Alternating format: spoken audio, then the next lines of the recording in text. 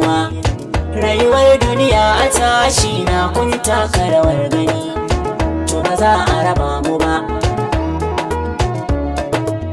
Rayuwar duniya a tashi na kun taka rawar gani.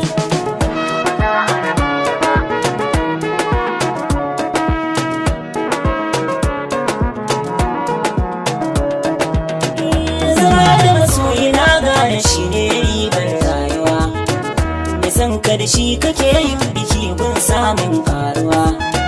Shi ke sa kai da sanyi a yayin ƙangin damuwa, dalilin nan ya sa daga mun zama hanta da jini da ku.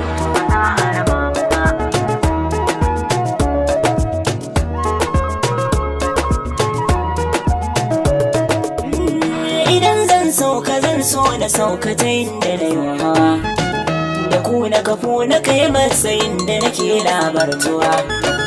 Na ƙara sani da zane da zabo baya guguwa, da na shiga sansani ko kuke kara min kwarjini da ku ba za a raba mu ba.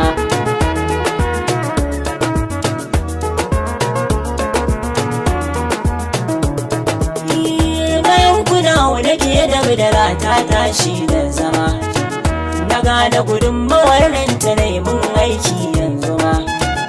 Abinda na so ko da ba ku so haka za ku yi runguma, gare ku ake tarajin kuna min so na maso wani ni da ku.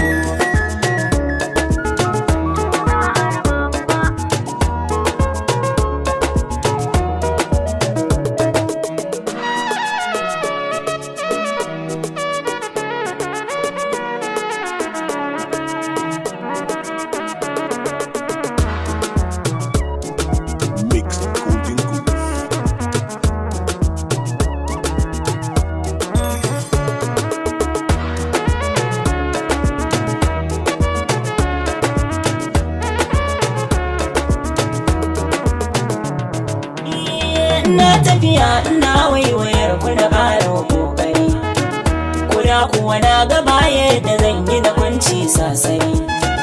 Halin kirki zaman lafiya kuka koyan haƙuri, sadaukarwa ta sa kuka ce daga kaina ba wani ni da ku. Masoya kun yi mun garkuwa, rayuwar duniya ta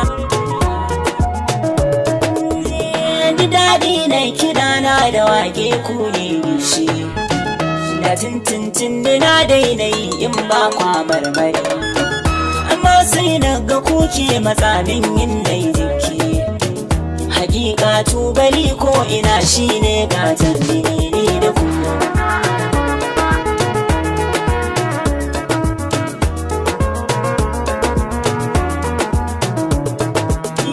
Kuma harshe na zaye faɗi ba kwayin tantama, daɗi na da gobe saurin zuwa yau ma na yi sallama. Kwan samin idan kun jira man ba ku da zangwama, kun yi mu da garkuwa zahiri da ido na gani.